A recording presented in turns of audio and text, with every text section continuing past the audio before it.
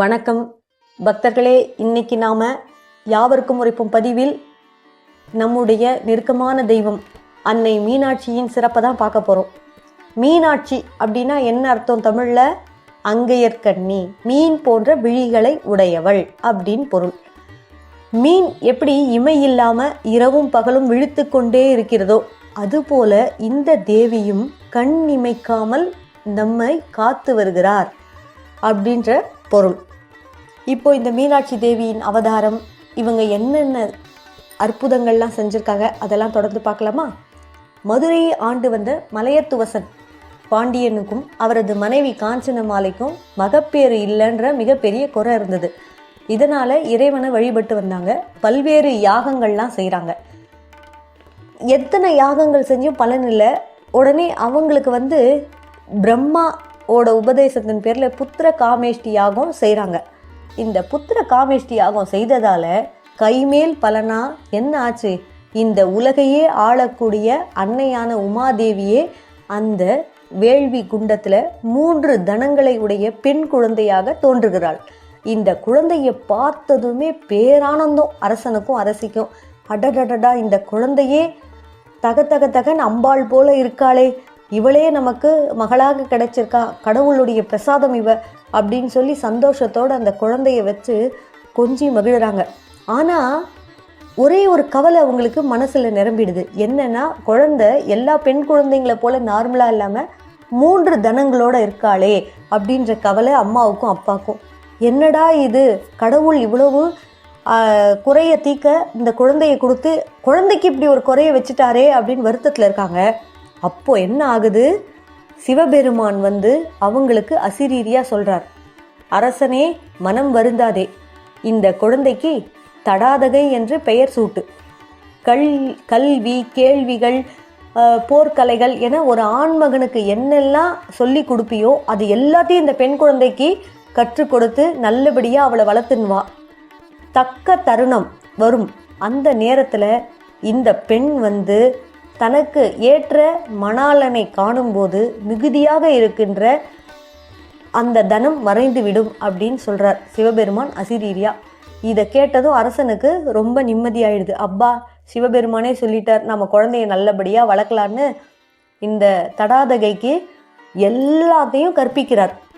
கல்வியிலையும் இந்த அம்மா டாப் 1, எல்லா கலைகளும் கற்றுக்கிறாங்க. சிறந்த வீரம் மிக்க பெண்மணியாக வளர்கிறாங்க.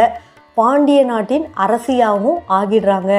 செங்கோல் வழுவாமல் நல்லபடியாக ஆட்சி செய்ய ஆரம்பிக்கிறாங்க இந்த தடாதகை.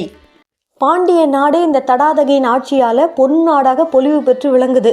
நாட்டின் எல்லையை இன்னும் கொஞ்சம் விரிவுபடுத்தணுன்ற ஐடியா அவங்களுக்கு வருது. அதனால் என்ன பண்ணுறாங்க, பக்கத்தில் இருக்க எல்லா நாட்டின் மீதும் போர் தொடுக்கிறாங்க. போர் தொடுத்தா என்ன கிடைக்கும் ரிசல்ட்டு? அன்டவுட்டட்லி ஜெயம்தான். தடாதகை போகிற இடத்துலலாம் வின்னிங் பர்ஃபார்மன்ஸ் தான். முடிச்சுட்டு சந்தோஷமாக வராங்க. இப்போ எல்லாரையும் ஜெயிச்சாச்சு, பாக்கி இருக்கிறது கைலாசம் மட்டும்தான். வடக்க போய் கைலாசத்தை ஜெயிச்சுட்டா ஃபுல்லாக அவங்களோட கீழே ஆட்சி வந்துடும். அதுக்காக பிளான் பண்ணி அந்த கைலாயத்தில் போய் போர் முரசு கொட்ட சொல்கிறாங்க. அங்கே போய் போருக்கு தயாரா அப்படின்னு சொல்லி இவங்களோட ஆள்லாம் போய் கைலாயத்தில் போர் முரசு கொட்டுறாங்க. அம்மாவை எதிர்த்து பூதப்படைகளும் சிவகணங்களும் போர் புரிகிறாங்க. எல்லாரும் தோற்று போகிறாங்க. சரி, நந்தி தேவரே ரெடி ஆகிறார், நாம் போவோம். சிவபெருமான் இடத்துலையே இவங்க போர் புரிகிறாங்களா, நாம் போய் நம்ம கைலாயத்தை கைப்பற்றிருப்போம்னு சொல்லிட்டு நந்தி தேவர் படைகளோடு சண்டை போடுறாரு. அப்போ என்ன ரிசல்ட்டு? சேம் தான், நந்தி தேவரும் தோற்று போகிறாரு. இந்த விஷயம் எல்லாம் நம்ம சிவபெருமான் காதுக்கு போகுது. சரி, நானே யார் அது, அவங்க கூட போய் நான் போர் புரிந்து நான் வெற்றி கொள்கிறேன்னு சொல்லிட்டு போர்க்கோலத்தோடு இந்த தடாதகை முன்னால் நிற்கிறாரு. அவ்வளவு நேரம் வீரமாக ஆயுதங்கள் ஏந்தி இருந்த இந்த தடாதகை சிவபெருமானை பார்த்ததும் என்னைக்கும் இல்லாத அச்சம், மடம், நாணம் அதெல்லாம் அவங்களுக்கு வந்துடுது. வந்ததும் டக்குன்னு தலையை குனிஞ்சிக்கிறாங்க. தன் கையில் இருந்த ஆயுதங்கள் எல்லாத்தையும் கீழே போட்டுடுறாங்க. அவங்களுடைய மிகுதியாக இருக்கும் தனம் மறைந்து விடுகிறது. அப்போ தான் அவங்களுக்கு தெரியுது, தனக்குரிய கணவனை பார்த்தா தன்னுடைய எக்ஸ்ட்ராவாக இருக்க தனம் மறைஞ்சிடும்னு அன்றைக்கே சிவபெருமான் சொன்னாரே அப்படின்னு புரிஞ்சுட்டு நம்முடைய கணவர் இவர் தான் அப்படின்னு சந்தோஷமாக அவரை பார்த்து சிரிக்கிறாங்க. உடனே சிவபெருமானும் சொல்கிறாரு, தடாதகையே நீ மதுரைக்கு செல், அங்கே நான் உன்னை திருமணம் செய்து கொள்கிறேன் அப்படின்னு சொல்லிட்டு உறுதிமொழி கொடுக்குறாரு. அதனால் அம்பாளும் என்ன பண்ணுறாங்க, தன்னுடைய படைகளோட தன்னோட நாட்டுக்கு வந்துடுறாங்க. இங்கே வந்த பிறகு ஒரு நல்ல நாள் பார்த்து அன்னைக்கு சிவனுக்கும் மீனாட்சி சுந்தரேஸ்வருக்கா கல்யாணம் நடக்குது. இந்த கல்யாணத்துக்கு எல்லா தேவர்களும் வராங்க. அமக்களமாக பாண்டிய நாடே ஜெகஜோதியாக அப்படியே சந்தோஷத்தில் மிதக்குது. அந்த அளவுக்கு அற்புதமாக மீனாட்சி கல்யாணம் நடைபெறுகிறது. தன்னை வேண்டிய பக்தர்களுக்கு அருள்வதற்காகவே மீனாட்சி சுந்தரேஸ்வரராக இந்த தலத்தில் இருந்து நம்மை காத்து ரட்சிக்கிறார்கள் இந்த அம்மையப்பன். ஓம் நம சிவாய. திருச்சிற்றம்பலம்.